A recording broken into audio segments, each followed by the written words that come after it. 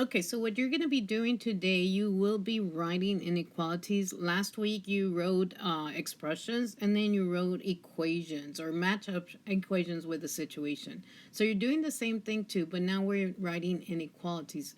The inequalities includes greater than, less than, greater than or equal to, and less than or equal to. And those are the ones that you see on the top of them. So there's four inequalities. So you want to make sure that you're using them by the keywords that are given in the situation. So these are the most common keywords that you'll see. So if you look at greater than, this is greater than. So you could use more than, longer than, higher than, above. So those are the things, the keywords that you will find in the situation.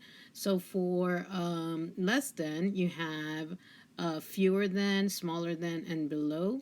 For greater than or equal to, so that's going to be the one that you're going to be looking, and those are the new ones for you. It's going to be no less than, minimum, at least. So these are the most common ones, minimums or at least. So make sure that you understand that.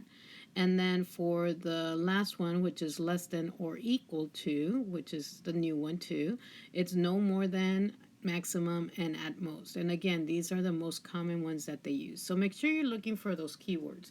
Now, I would like for you guys to actually write this down somewhere, because once you go on to the next question, it disappears. So you might want to write them down, write them the same way it's written here, and you could use these notes to write the inequalities. And I'm going to show you a trick on how to do it. So basically, make sure that you're understanding how to write it, and then actually looking at these notes page in order to help you pick the correct inequality. So on your question, it's going to read, I can use the notes to help me write inequalities. So you're going to say it's true.